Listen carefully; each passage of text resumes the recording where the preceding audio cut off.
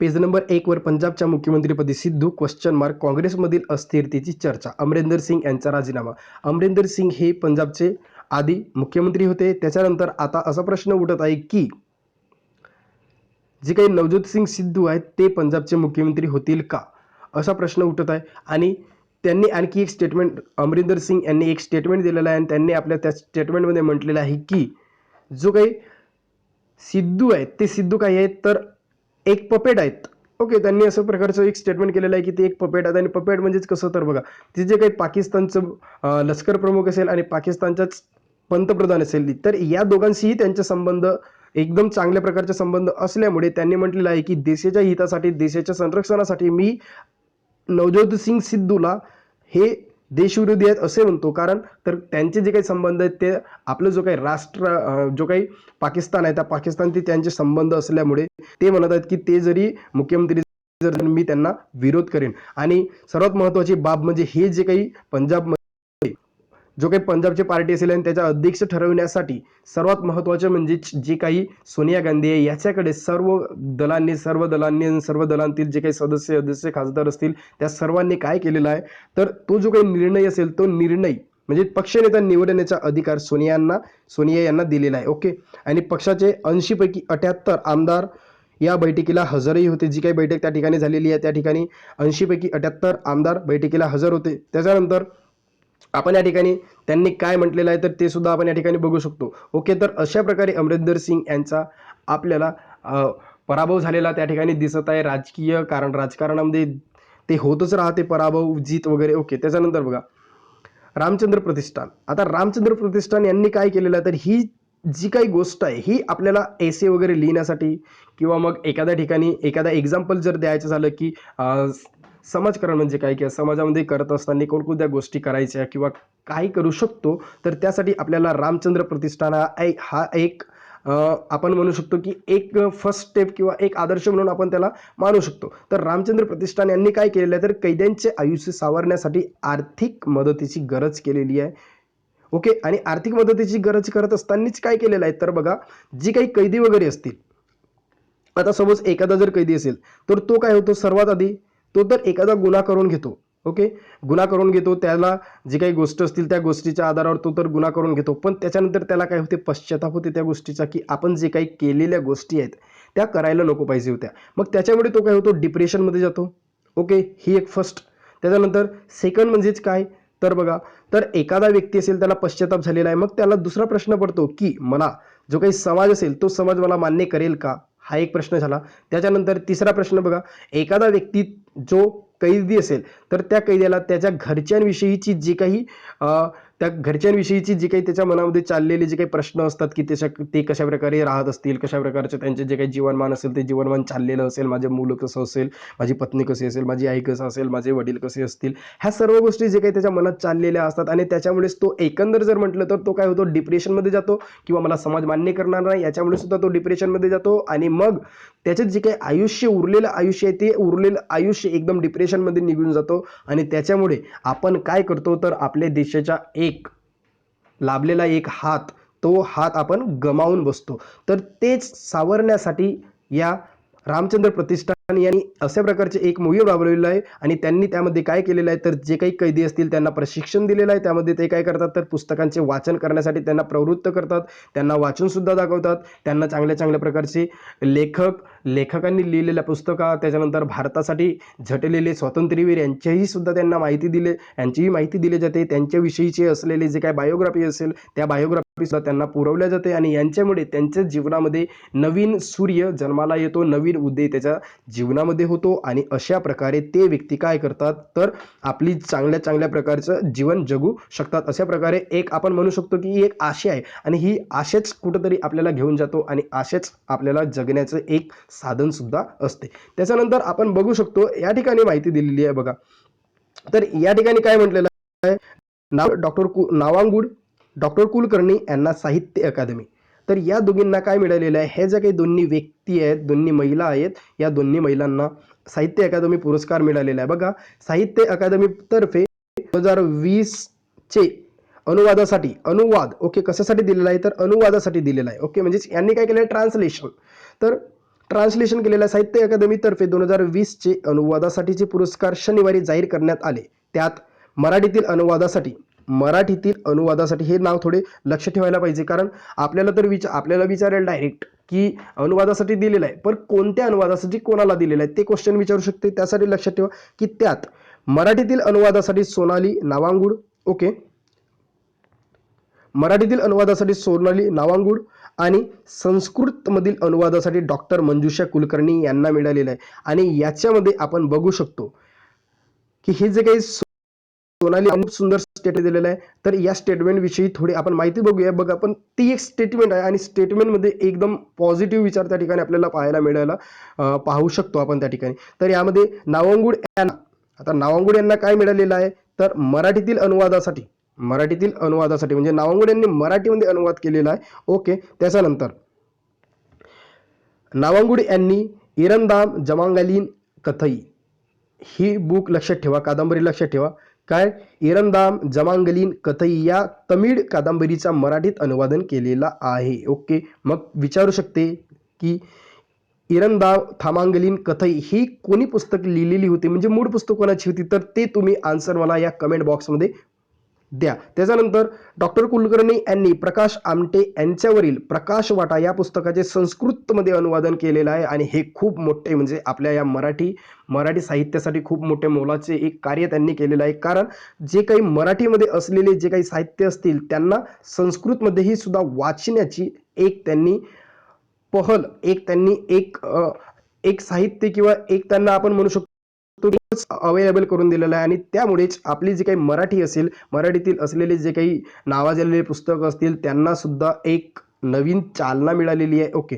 तर यामध्ये यांना पुरस्कार मिळाल्याच्या नंतर यांनी कशा प्रकारे आभार मानलेला आहे ते सुद्धा आपण या ठिकाणी त्यांचे स्टेटमेंट बघू शकतो की मराठीतून संस्कृतमध्ये अनुवादित झालेल्या पुस्तकाला प्रथमच, हा खूप महत्वाचा आहे, कारण याच्यामध्ये क्वेश्चन विचारू शकते की कोणती पुस्तक आहे, तर मराठीतून अनुवादित झाले, ओके, मराठीमधून संस्कृतमध्ये झालेले आहे. मग कोणती पुस्तक असेल, तर प्रकाश आमटे यांची प्रकाश वाटा, ओके.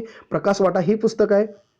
डॉक्टर कुलकर्णी यांनी डॉक्टर प्रकाश आमटे यांच्यावरील प्रकाश वाटा, ओके, ती काय केलेली आहे, तर त्यांनी अनुवाद केलेला आहे संस्कृतमध्ये. आणि ही फर्स्ट टाइम झालेली अशा प्रकारची एक ऍक्शन आहे. तर ही खूप महत्वाची ठरते की प्रथमच झालेलं हे ऍक्शन आपल्याला पाहायला मिळतं. त्याच्यामुळे हा जो काही पुस्तक असेल की प्रकाश आमटे प्रकाश वाटा यांच्यावरील, तर ती जे काही पुस्तक असेल ती फर्स्ट टाइम संस्कृतमध्ये अनुवादित झालेली आहे. त्याच्यामुळे ही खूप महत्वाचे ठरत आहे.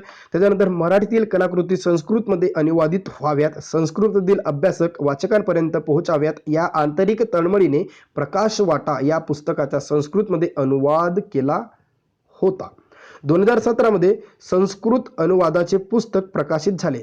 यापुढेही साहित्याची अशाच प्रकारे सेवा करायची आहे. म्हणजे यांनी काय म्हटलेलं आहे, तर यांच्या हातून हा प्रथमच एक अशा प्रकारचं स्टेप घेण्यात आलेला आहे आणि प्रथमच स्टेप घेण्यात आलेला आहे, म्हणूनच त्यांना पुरस्कार मिळालेला आहे, ओके. तर कोणतीही गोष्ट आपण एकदा नवीन करतो, म्हणजेच एखादी गोष्ट करतो ती आपल्यासाठी प्रथमच असते आणि ती जर आपण केली तर आपल्याला त्या ठिकाणी यश मिळतो आणि अशा प्रकारे यश मिळतो ते आपल्याला या ठिकाणी दिसून आलेलं आहे. ती अनुवाद करणे हे काही सोपं काम नव्हतं, पण त्यांनी ते केलं सुद्धा आणि त्यांना त्याचा मोबदला सुद्धा मिळालेला आहे, ओके. त्याच्यानंतर बघा, यांचं स्टेटमेंट मला खूप आवडलेलं आहे. सोनाली नवांगुड काय म्हटलेलं आहे, मध्यरात्री नंतरचे तास हे पुस्तक मनोविकास प्रकाशनाने प्रसिद्ध केलेल्या भारतीय लेखिका या मालिकेतील आहेत. त्या सलमा या तमिळ लेखिकेच्या कादंबरीचा इंग्रजी अनुवाद मला मराठी अनुवादासाठी मिळाला होता. आतापर्यंत राज्यस्तरावर विविध पुरस्कार मिळाले आहेत, पण साहित्य अकादमीकडून अनुवादासाठी पुरस्कार मिळाल्याचा विशेष आनंद झाला. मी अपंग, या ठिकाणी बघा खूप महत्वाचं म्हणजे स्टेटमेंट या ठिकाणी त्याने दिलेलं आहे आणि हा आपल्याला इन्स्पायर सुद्धा करतो की एखादी गोष्ट जर करायची असेल, एखाद्या व्यक्तीला जर ओळखायचं असेल तर कशा प्रकारे ओळखायचं. मी अपंग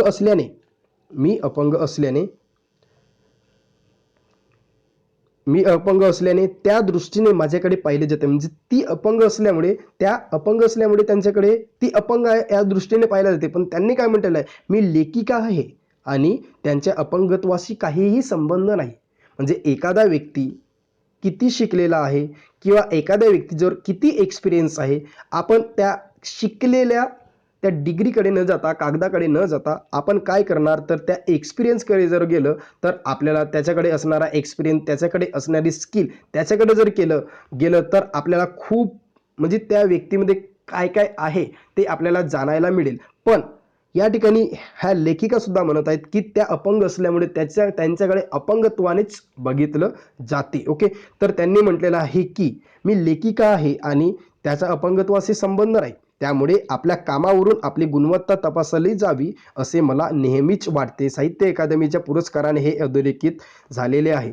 तर साहित्य अकादमी पुरस्काराने सुद्धा खूप खूप खूप म्हणजेच महत्त्वाचं आणि मोलाचं कार्य या ठिकाणी केलेलं आहे असं मला सुद्धा वाटते. कारण ते अपंग आहेत म्हणून आपण त्यांना अपंग या कॅटेगरीत न टाकता त्यांच्यामध्ये असलेलं ते डिसेबल नाही आहेत, तर ते काय आहेत, एक्स्ट्रा ॲबल आहेत. ओके, एक्स्ट्रा ॲबल आहेत, ते डिसेबल आपण म्हणूच शकत नाही, कारण त्यांनी ह्या अशा प्रकारचे कार्य केलेले आहेत आणि त्यांना त्यांचा मोबदला सुद्धा मिळालेला आहे. त्याच्यानंतर महिला सशक्तीकरण व्हावं, महिलांनाही एखाद्या क्षेत्रामध्ये चांगल्या चांगल्या प्रकारे कामगिरी करावी, महिलांनीही त्यांना प्रोत्साहन मिळावं, यासाठी लोकसत्ता दुर्गा पुरस्कार 2021 जाहीर करण्यात आलेला, म्हणजेच जाहीर करण्यात येणार आहे. तर त्यासाठी बघा, ज्या काही व्यक्ती असतील म्हणजेच स्त्रिया, ओके, यामध्ये फक्त स्त्रियांना भाग घेता येतो. तर बघा, ज्या काही स्त्रिया असतील आणि त्यांचे कार्य जर अतुलनीय काम जर असेल, म्हणजेच समाजासाठी चांगले असतील किंवा त्यांनी केलेल्या त्या एखाद्या फील्डमध्ये त्यांचे कार्य जर नवाजलेलं कार्य असेल, चांगले जर कार्य असतील, मग ते कार्य कोणकोणत्या पद्धतीमध्ये बघा, तर लोकसत्ता दुर्गा या उपक्रमात गेल्या 7 वर्षापासून सुरू असलेल्या स्त्री शक्तीचा जागर यंदा 8व्या वर्षीही त्याच उत्साहाने साजरा केला जाणार आहे. सामाजिक कार्य, वैद्यकीय क्षेत्र, संशोधन, शिक्षण, कला, मनोरंजन, माहिती तंत्रज्ञान, उद्योग, क्रीडा, पर्यावरण संरक्षण आदी विविध क्षेत्रातील भरीव कामगिरी केलेल्या, तसेच आपल्या कामात समाजाभिमुख दृष्टिकोन बाळगून, बघा या ठिकाणी काय म्हणत आहे, समाजाभिमुख दृष्टिकोन बाळगून इतर स्त्रियांच्याही प्रगतीसाठी प्रयत्नशील असलेल्या 9 दुर्गांच्या लोकसत्तातर्फे नवरात्रीच्या वेळी त्यांचं काय केलं जाईल, तर त्यांना पुरस्कार दिला जातो की अशा प्रकारेही आपल्या महाराष्ट्रामध्ये असलेल्या ज्या काही स्त्रिया असतील त्यांनीही समोर यावं, त्यांनीही समाजासाठी कार्य करावं, त्यांनीही शिक्षण क्षेत्रात असो, कला आणि मनोरंजन क्षेत्रात असो, माहिती तंत्रज्ञान क्षेत्रात असो, सामाजिक क्षेत्रात असो किंवा वैद्यकीय क्षेत्र असेल, पर्यावरण क्षेत्र असेल, उद्योग असेल, क्रीडा असेल, इतर क्षेत्र असतील, त्या प्रत्येक क्षेत्रामध्ये त्यांनी चांगल्या चांगल्या प्रकारची कामगिरी करावी, म्हणून अशा प्रकारचं त्यांनी एक आपल्याला म्हणजेच अशा प्रकारची त्यांनी स्त्रीला सशक्तीकरण करण्यासाठी एक अशा प्रकारचं पुरस्कार त्यांनी राबवत आहेत आणि ते राबवत असताना त्यांनी 7 वर्ष ते कंटिन्यू राबवत आहेत आणि आपल्याला या वर्षी सुद्धा हा म्हणजे 8वा वर्ष त्यांचा आहे. न्यायव्यवस्थेच्या देशीकरणाची गरज. सरन्यायाधीश म्हणजेच आपण म्हणू शकतो की मागील 1 ते 2 सरन्यायाधीशांपैकी आपल्याला ही जे एन व्ही रमन्ना लाभलेले आहेत, ते एन व्ही रमन्ना सरन्यायाधीश हे आपल्याला ज्युडिशरीसाठी म्हणजे मला तरी एकदम बेस्ट वाटत आहेत. तुमचं काय मत आहे ते तुम्ही कमेंट बॉक्समध्ये लिहू शकता. ओके, तर बघा, न्यायव्यवस्थेच्या देशीकरणाची गरज. आता न्यायव्यवस्थेला देशीकरणाची गरज का असेल, त्यांनी अशा प्रकारचे संशय का निर्माण केलेला असेल, तर सर्वात महत्त्वाचं म्हणजे हे कुठं बोललं त्यांनी, तर सर्वोच्च न्यायालयाचे दिवंगत न्यायमूर्ती मोहन एम शांतानागौदर यांना श्रद्धांजली वाहण्याच्या कार्यक्रमात ते बोलत होते. आता म्हणजेच न्यायमूर्ती मोहन एम शांतानागौदर, आता हे कोण होते, तर बघा, फॉर्मर जज ऑफ सुप्रीम कोर्ट. ओके, हे काय होते, जज ऑफ द सुप्रीम कोर्ट होते. नेक्स्ट मोहन शांतानागौदर यांचा जन्म जर बघितला तर 5 मे 1958 चिक्केरूर आणि डाईड इन 25 एप्रिल 2021 ला हे काय झालेले आहेत, मृत्यू झालेले आहेत. Okay, 25 April 2021. आणि त्यांचं एज्युकेशन वगैरे ते युनिव्हर्सिटीमध्ये झालेलं आहे. आणि सर्वात महत्त्वाचं म्हणजे प्रिव्हियस ऑफिस म्हणजेच काय, तर त्यांनी 2017 ते 2021 पर्यंत जज ऑफ द सुप्रीम कोर्ट ते सुद्धा राहिलेले आहेत. 2017 ते 2021 हा टाइम पिरियड सुद्धा आपल्याला लक्षात ठेवायला हवा. त्याच्यानंतर त्यांचा जन्म किती झालेला आहे, सर्वात महत्त्वाचं म्हणजे या ठिकाणी प्रिव्हियस ऑफिस ते लक्षात ठेवा की सुप्रीम कोर्टचे ते जज होते. मग आपल्याला एक गोष्ट या ठिकाणी आपल्याला लक्षात येते की सुप्रीम कोर्टचे आतापर्यंतचे जज किती आहेत आणि जे काही एन व्ही रमन्ना आपण म्हणतो ते कोणत्या नंबरचे सरन्यायाधीश आहेत, तर एन व्ही रमन्ना हे आपल्याला 48 नंबरचे 48 नंबरचे आपल्याला सरन्यायाधीश पाहायला भेटतात. आणि यांची अपॉइंटमेंट कोणी केलेली आहे आणि अपॉइंटमेंट कोण करतो ते मला तुम्ही कमेंट बॉक्समध्ये सांगा. तर अपॉइंटमेंट मीच सांगते की अपॉइंटमेंट कोणी केलेली आहे आणि त्यासाठीचे आर्टिकल जे काही असतील ते आर्टिकल कोणता असतो, की कोणत्या आर्टिकलद्वारे राष्ट्रपती हा जो काही सरन्यायाधीश असेल यांना निवडतो. त्याच्यानंतर 47th सरन्यायाधीश आपल्याही नागपूरचेच शरद अरविंद बोबडे हे होते. त्याच्यानंतर 46th नंबरचे रंजन गोगोई आणि त्याच्याही आधी 45 नंबरचे दीपक मिश्रा, म्हणजेच दीपक मिश्रा असेल 45, 46 Ranjan Gogoi, 47 Sharad Arvind Bobde from Nagpur, okay, and 48 NV Ramana, okay, the best personality according to me, okay. तर बघा यांनी काय म्हटलेलं आहे, न्यायव्यवस्थेचे देशीकरण. न्यायव्यवस्थेचे देशीकरण म्हणजे भारतीयकरण करणे ही काळाची गरज असून न्यायदान व्यवस्था ही अधिक प्रभावी असायला हवी, त्याच्याबरोबर ती सर्वांना सहज उपलब्ध असायलाही हवी, असे मत सरन्यायाधीश NV रमन्ना यांनी व्यक्त केलेले आहे. म्हणजे यांनी अशा प्रकारे व्यक्त का केलेले आहे, तर बघा जे काही न्यायालयाचे कामकाज असेल ते ऑल टोटल आपल्याला कामकाज ते आपल्याला इंग्रजीमधून पाहायला मिळतात आणि इंग्रजीमधून चालत असताना ते सर्व कामकाज इंग्रजीमधून एखादा जर आरोपी असेल आणि एखादा म्हणजे दोन व्यक्ती जर असतील आणि दोन व्यक्तींना लेटर त्यावेळी ज्यावेळी लेटर जातो त्यावेळी त्यांना काय करावं लागतं, तर एखादा वकीलच अपॉइंटमेंट करावं लागते आणि तो वकील सुद्धा काय करतो, त्यांची फसगत करतो. कारण तो जो काही लेटर असतो तो इंग्रजीमध्ये असतो आणि जे काही अपील करणारे व्यक्ती असतात, ओके, तर अपील करणाऱ्या व्यक्तींना त्याविषयीची काहीही माहिती नसते. म्हणजेच अशामुळे काय होत आहे, तर लोकांचा न्याय व्यवस्थेवरून विश्वास नको उडावा किंवा मग न्याय व्यवस्थेमध्ये त्यांना येता यावं आणि त्यांना न्याय सुद्धा मिळावं. म्हणजेच काय, तर तारीख पे तारीख जर असेल तर आपल्यासारखाही व्यक्ती काय होतो, कंटाळून जातो, ओके. आणि तारीख पे तारीख जर असेल तर कंटाळून जाणे म्हणजेच काय, तर न्याय व्यवस्थेपासून दूर जाणे. आणि अशा प्रकारचं भारताच्या या लोकसत्तेमध्ये, भारतीय लोकसत्तेमध्ये, भारताच्या लोकसत्तेमध्ये अशा प्रकारचं प्रकरण आपल्याला समोर जाऊन किंवा अशा प्रकारची परिस्थिती आपल्याला उद्भवायला नाही पाहिजे आपल्यासमोर, म्हणून त्यांनी ते तशा प्रकारचं न्याय व्यवस्थेचे देशीकरणाची गरज आहे असं म्हटलेलं आहे. मग त्याच्यामध्ये त्यांनी जे काही लेटर वगैरे असतील ते लेटर वगैरे इंग्रजी भाषेमधून निघतात त्याविषयीची त्यांनी बोललेलं आहे. त्याच्यानंतर एखादा वकील काय करेल, तर एखाद्याची फसगत करतो, एखाद्या वेळी एखादा व्यक्ती म्हणजे जे काही वकील वगैरे असतील, जजेस असतील, ते जजेस एखादा अपीलला ते त्याप्रमाणे प्रतिसाद देत नाही. ह्या सर्व गोष्टी त्या ठिकाणी त्यांनी डिस्कस केलेल्या आहे, ओके. तर या ठिकाणी त्यांनी छोटंसं आपण या ठिकाणी म्हणू शकतो की न्यायदानाची पद्धत पारदर्शक व प्रभावी असायला हवी. प्रतियात्मक अडथळे हे अनेकदा न्याय मिळण्यात अडचणी आणतात.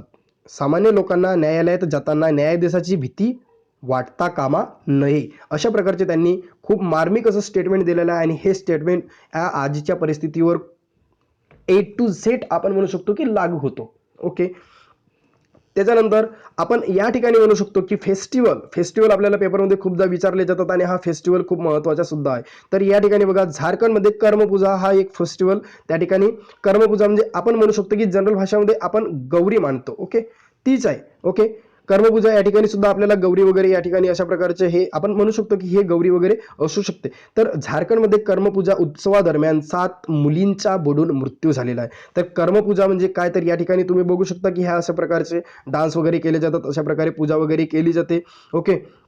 तर ही जी काही कर्मपूजा होती, तर या ठिकाणी आपल्याला विचारलं जाईल की झारखंडमध्ये म्हणजेच Karmapuja, the festival of this Karmapuja is belonging to the which state, म्हणजेच ज्या कर्मपूजा हा जो काही उत्सव आहे हा कोणत्या राज्याशी संबंधित आहे, तर आपल्याला झारखंडशी आपल्याला संबंधित येतो. मग झारखंड जर असेल तर झारखंडची राजधानी रांची आहे, ओके. त्याच्यानंतर त्याचा मुख्यमंत्री कोण आहे आणि त्याचा राज्यपाल कोण आहे हे तुम्ही मला कमेंट बॉक्समध्ये सांगा. त्यानंतर झारखंडच्या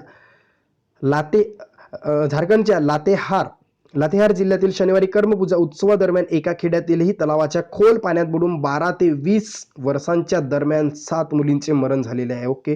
म्हणजेच बघा आपण काय करतो, तर उत्सव साजरा करतो आणि उत्सव साजरा करण्याच्या जोमामध्ये असतो आणि स्वतःचा एकही भान ठेवत नाही, त्यामुळे ह्या अशा प्रकारच्या घटना आपल्याला पाहायला मिळतात. तर हे खूप वाईट झालेलं आहे. पण बघा ना, आता हे जे काही असतील तर याच्यामुळे काय होतं, तर हे पाण्यामध्ये बुडवलं जाते आणि पाणी प्रदूषण होतो. मग त्याऐवजी यांना काय करायला पाहिजे, तर त्या तलावात जाण्यापेक्षा म्हणजे आय जस्ट सजेस्ट, ओके, की हा माझा एक म्हणजेच वैयक्तिक कमेंट झालेला आहे की अशा प्रकारे न करता तो पाणी जर असेल तर तो पाणी जो काही तलाव असेल तेवढा खूप लांब आणि खोल असा तलाव असतो आणि तो गावाजवळ किंवा घराजवळ तर नसतोच, खूप लांब सुद्धा असतो.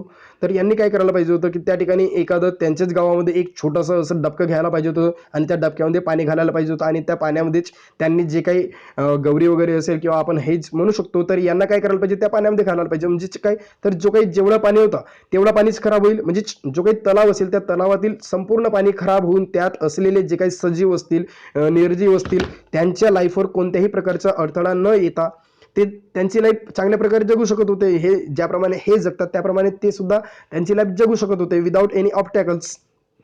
तर असे न करता यांनी काय केलेलं आहे, तर तलावामध्ये गेलेले आहेत आणि तलावात जाऊन ह्या अशा प्रकारच्या दुर्घटना घडतात आपल्याला पाहायला मिळतात. ह्या तर बघा, फक्त लक्षात यामध्ये काय ठेवायचं आहे, तर झारखंडमध्ये कर्मपूजा हा उत्सव मनवला जातो. आता तो त्या ठिकाणी का मानला जातो, कारण तर का मानला जातो हा विचारणार नाही, तर कोणत्या ठिकाणी ते विचारेल की कर्मपूजा हा कोणत्या राज्याशी संबंधित आहे.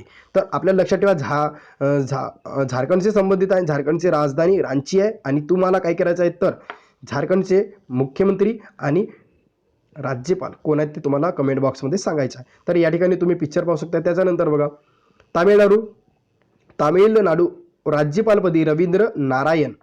ओके, रवींद्र नारायण रवी यांची निवड झालेली आहे तामिळनाडूचे राज्यपालपदी. आता कोण झालेले आहेत, तर तामिळनाडूचे राज्यपाल रवींद्र नारायण रवी. मग याच्या आधी कोण होते, तर बनवारीलाल पुरोहित हे होते. आता बनवारीलाल पुरोहित कुठे गेले, तर पंजाबला गेले. आणि पंजाबमध्येच आपण आताच याच व्हिडिओमध्ये डिस्कस केलेलं आहे की पंजाबमध्ये काय चालू आहे, तर राजकारणामध्ये उथलापुथल चालू आहे. ओके, तर हा लक्षात ठेवा की बनवारीलाल पुरोहित आता कुठे गेलेले आहेत, ते पंजाबला गेलेले आहेत. ओके, पंजाबचे राज्यपाल पंजाबला पाठवण्यात आलेले बनवारीलाल पुरोहित म्हणजेच ते पंजाबला गेलेले आहेत आणि तामिळनाडूमध्ये होते. तर तामिळनाडूमध्ये सध्या कोण आहेत, तर रवींद्र नारायण रवी. ओके, त्याच्यानंतर मद्रास उच्च न्यायालयाचे मुख्य न्यायमूर्ती संजीव बॅनर्जी हा नाव लक्षात ठेवू शकतो आपण. त्याच्यानंतर जो काही तामिळनाडू असेल, तामिळनाडूचे मुख्यमंत्री M.K. स्टॅलिन. ओके, नेक्स्ट, खाद्यपदार्थांवर बेस्ट बिफोरचा उल्लेख नसल्यास कारवाई. आता बेस्ट बिफोरचा उल्लेख म्हणजेच काय, तर आपण खूपदा ज्यावेळी एखादा आयटम वगैरे ज्यावेळी आपण खरेदी करतो, गुड्स खरेदी करतो, तर त्या ठिकाणी आपल्याला एक्सपायरी डेट वगैरे लिहिलेली असते. तसंच जे काही खाद्यपदार्थ असते त्या ठिकाणी लिहिले असते बेस्ट आणि बिफोर, म्हणजे युज्ड बाय आणि बेस्ट बिफोर, म्हणजे या तारखेपर्यंत, म्हणजे जी काही एक्सपायरी डेट असेल आणि एक्सपायरी डेटच्या नंतर जर तुम्ही एखादं जर खाद्य जर वापरलं तर ते किती दिवसापर्यंत योग्य राहील. तर हे कशासाठी केलेलं आहे, तर बघा, आताच काय चाललेलं आहे, गणेश उत्सव हा आलेलाच आहे आणि झालेला सुद्धा आहे. त्याच्यानंतर शारदा उत्सव असेल आणि दिवाळी वगैरे येत आहे. ह्या सर्व सण आता येत आहेत आणि त्यामुळे काय होत आहे, तर जे काही मोठे व्यापारी आहेत ते खूप दिवसांपासून असलेली जे काही मलाई वगैरे असेल त्यांच्या जवळची, त्याच्यानंतर खोवा असेल, त्याच्यानंतर त्यांच्याजवळ लड्डू वगैरे असतील, ह्या सर्व गोष्टी ते काय करतात, मागच्या वर्षीचे आता किंवा त्यांच्यामध्ये भेसळ टाकतात. आणि भेसळ टाकल्यामुळे काय होते, तर जे काही नवजात शिशु असतील किंवा मग नवजात शिशु तर म्हणू शकतो, पण त्याच्यानंतर जे काही 5 वर्षातील 4 वर्षातील आणि मोठमोठे व्यक्तीसुद्धा, वयस्क व्यक्तींना सुद्धा त्या खाद्यपदार्थ खाल्ल्यामुळे त्यांचा अफेक्ट होतो आणि तोच अफेक्ट रोखण्यासाठी खाद्यपदार्थांवर कारवाई केली गेलेली आहे की जर तुमच्याजवळ जर बेस्ट बिफोर असं त्या ठिकाणी जर लिहिलेलं जर नसेल, आणि बेस्ट बिफोरमध्ये आपल्याला या ठिकाणी तुम्हाला झूम करून जर दाखवलं तर बघा, या ठिकाणी आपल्याला डेट वगैरे पाहायला मिळत आहे. Best before 20 February 2021. ओके, म्हणजेच हे अशा प्रकारचे त्या ठिकाणी लिहिलेलं असते. तर या ठिकाणी कारवाई सुद्धा झालेली आहे. ओके, अन्न आणि औषध प्रशासनाने गणेश उत्सवाच्या काळात केलेल्या कारवाईत तब्बल ₹9.25 लाख खाद्यपदार्थ आणि मिठाई जप्त करण्यात आली. तसेच विक्रेत्यांना ₹59,000 दंडही ठोठावण्यात आलेला आहे. तर कशासाठी, तर त्यांनी एक्सपायरी डेट आणि बेस्ट बिफोरचा उल्लेख त्या ठिकाणी केलेलाच नव्हता आणि त्याच्यामुळे त्यांचे जो काही आयटम्स असतील, गुड्स असतील, तर ते आपल्याला खराब पाहायला मिळालेले असेल, त्यांची चेकिंग वगैरे झालेली असेल आणि त्याच्यामध्ये त्यांना काहीतरी इम्प्युरिटीज पाहायला मिळाले नाही, त्याच्यामुळेच त्यांच्यावर कारवाई सुद्धा करण्यात आलेली आहे. तर अशा प्रकारचा आपण हा एक जनरल माहिती म्हणून खाद्यपदार्थांवर बेस्ट बिफोर हा म्हणू शकतो. ओके, त्याच्यानंतर हे खूप महत्त्वाचं आहे. एन्व्हायरमेंटमध्ये आपल्याला या ठिकाणी विचारू शकते. आणि मागच्याच वर्षी तर आपल्याला पंतप्रधान नरेंद्र मोदींनी जवळजवळ 3,000 अशी काहीतरी आपल्याला वाघांची संख्या सुद्धा सांगितलेली होती, पण ती कॉन्ट्रोवर्सी होती की 3,000च आहे की ते वाघांचे फूटप्रिंट आहेत. ओके, म्हणजे वाघांची संख्या 3,000 आहे की तो वाघांच्या फूटप्रिंटची संख्या 3,000 आहे. तर ते एक कॉन्ट्रोवर्सीचा भाग झालेला आहे. तर सध्या आपण या ठिकाणी काय दिलेलं आहे ते बघू. पश्चिम महाराष्ट्र ते गुजरातपर्यंत वाघांच्या शिकारीत वाढ. म्हणजेच काय, तर जनरली समजलं जात होतं की विदर्भामध्ये ओके. विदर्भामध्ये जंगले आहेत आणि विदर्भामध्ये जंगले असल्यामुळे विदर्भामध्ये सर्वात जास्त वाघांची जे काही कातडे वगैरे असतात ते कातडे वगैरे किंवा मग आंतरराष्ट्रीय व्यापारासाठी वाघांचे असलेले जे काही अवयव आहेत ते अवयव औषधं वगैरे किंवा इतर कामासाठी वापर केला जाते आणि ते वापर केल्या जाते. त्यामुळे वाघांची शिकारी ही विदर्भामध्येच किंवा मग इकडे आपल्या इकडे पूर्व महाराष्ट्रामध्ये होतो असा समज होता. पण आताच्या काळामध्ये आपल्याला या ठिकाणी आपल्याला पाहायला मिळतो की पश्चिम महाराष्ट्र ते गुजरात असा एक लिंकच लागलेला आहे आणि या एवढ्या भागामध्ये काय झालेलं आहे तर वाघांची जी काही हत्या आहे ती हत्या वाढलेली आहे. तर बघा या ठिकाणी मध्य भारत ही शिकाऱ्यांची नेहमीच पहिली पसंत राहिली. मध्य भारत म्हणजे ज्यामध्ये नागपूर ते मध्य प्रदेश या पट्ट्यातही वाघाच्या सर्वाधिक शिकारी झाल्या. ओके. नागपूर आणि म्हणजे विचारू शकते की कोणत्या भागामध्ये सर्वाधिक, तर मध्य भारत आणि नागपूर ते मध्य प्रदेश या पट्ट्यात वाघांच्या सर्वाधिक शिकारी. त्याच्यानंतर भारतातही पहिल्या 6 महिन्यांत जी 86 वाघ मृत्यूसंख्या पडले. ओके.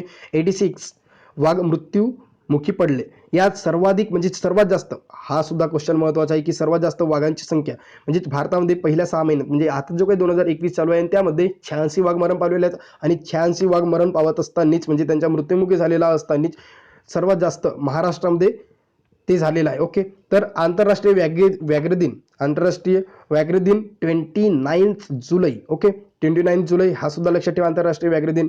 तर आपण या ठिकाणी हा जो डाटा असेल आय थिंक हा डाटा मी 2014 पर्यंत आपल्याला वाघांची संख्या या ठिकाणी 2002 पाहायला मिळत आहे. ओके. तर सर्वात जास्त आपल्या इंडियामध्येच वाघांची संख्या सुद्धा आपल्याला जास्त पाहायला मिळत आहे. ओके. आणि हे जे काही आहे तर हे उघडकीस कसं आलेलं आहे, हा जो प्रकरण आहे तर प्रकरण उघडकीस येण्यासाठी या ठिकाणी 29 आरोपींना पकडलेलं आहे. ह्यांनी काय केलेलं आहे तर वाघांना मारलेलं आहे आणि मारल्याच्या नंतर त्या वाघांना मारून त्यांच्या कातडं काढलेलं आहे, त्यांचे अवयव त्यांनी त्या ठिकाणी ठेवलेले आहे. जवळजवळ 29 आरोपी त्यांना पकडण्यात आलेला आहे आणि त्याच्यानुसारच महाराष्ट्र ते गुजरात कनेक्शन सुद्धा समोर आलेलं आहे. तर या ठिकाणी म्हणू शकतो की भारतामध्ये 52 टायगर रिझर्व्ह आहेत आपल्याकडे, म्हणजे व्याघ्रेस जे काही असेल आपल्याकडे टायगर रिझर्व्ह म्हणजे टायगरचं संरक्षण करण्यासाठी जे काही आपले जो टायगर रिझर्व्ह आहेत ते 52 आहेत. ओके. त्याच्यानंतर या ठिकाणी छोटीशी माहिती, जर आपण पण हा जो काही डाटा आहे मला वाटते की हा जो डाटा आहे 2014 असेल. Karnataka has the highest number of tigers 406 follow by 340 in Uttarakhand, 318 Madhya Pradesh, 29 in Tamil Nadu, 119 in Maharashtra. Okay. थोडा लक्षात ठेवा की 119 in Maharashtra is the general information and the 167 in this Assam, 136 in Kerala and 117 in Uttar Pradesh. Okay. Now next ही आता या ठिकाणी बघा ही खूप म्हणजे या ठिकाणी बघा की जर सेक्स एज्युकेशन जर नसेल किंवा जर सेक्स एज्युकेशन महत्व काही आहे आणि सेक्स एज्युकेशन जर नसेल तर त्याचा म्हणजे लैंगिक शिक्षण जर नसेल तर त्याचा आपल्या समाजावर, आपल्या पिढीवर किंवा येणारी जे काही जनरेशन आहे त्याच्यावर कशा प्रकारचा आपल्याला या ठिकाणी परिणाम होऊ शकतो ते आपल्याला थोडक्यात या ठिकाणी माहिती दिलेली आहे. तर नवजात अर्भकांच्या खुनांचा प्रकार 2 वर्षांनी उघड. जो काही नवजात बालक होता आणि तो बालक किती दिवसाचा होता, 13 दिवसाचा. ओके. नवजात बालक 13 दिवसाचा म्हणजे या ठिकाणी काय झालं तर दोन व्यक्ती होते. ओके. एक मुलगा आणि एक मुलगी होती. तर ते काय झाले खूप दिवसांच्या नंतर ते एकत्र राहायला लागले आणि त्याच्यामुळे काय झालं तर एक अपत्य निर्माण झालं. ओके. लैंगिक संबंधामुळे त्या ठिकाणी काय झालेलं तर मुलगा तयार म्हणजे त्यांचं ते मुलगा तयार झालेला आहे. ओके. आणि मुलगा जन्माला आल्याच्या नंतर त्यांनी काय केलं तर बघा, तर तो जो काही एक व्यक्ती होता त्याने काय केलं तर 13 दिवसाचा तो जो काही बाळ होता त्या बाळाला त्याच्या आईकडून घेतले. 13 दिवसाचा जो काही बाळ होता त्याला त्याच्या आईकडून घेतले आणि त्याने आपल्या मित्रासोबत जाऊन त्या बाळाला एका पहाडीवर नेऊन मारले. ओके. त्याचा वध केला त्या 2 व्यक्तींनी आणि ते 2 व्यक्ती कोण तर शुभम महेश भांडे आणि म्हणजे हा जो काही होता शुभम महेश भांडे यांनी एका युवतीशी अनैतिक लैंगिक संबंध ठेवले आणि त्याच्यामुळे एक बाळ जन्माला आला आणि त्याच्यामुळे ते काय झाले तर बाळ जन्माला आला आणि मग तो घाबरला. ओके. तो घाबरला म्हणजे या ठिकाणी आपण म्हणू शकतो की हा आहे शुभम. ओके. आणि हा योगेश. तर या शुभमने काय केलं तरी या महिलेशी अनैतिक लैंगिक संबंध ठेवले, त्याच्यामुळे एक बाळ जन्माला आला आणि त्याच्यामुळे याला वाटले की आपली समाजामध्ये काही इज्जत राहणार नाही अशा प्रकारचे त्यांना समजलं आणि त्याच्यामुळे काय झालं तर या 2 व्यक्तींनी या नवजात बालकाला काय केलं त्यांनी तर पहाडीवर नेऊन मारलं. त्याचं वध केलं. आणि ही जी काही घटना आहे, ही घटना केव्हा लक्षात आली तर बघा 2 वर्षांनी उघड झालं. 2 वर्षांच्या नंतर.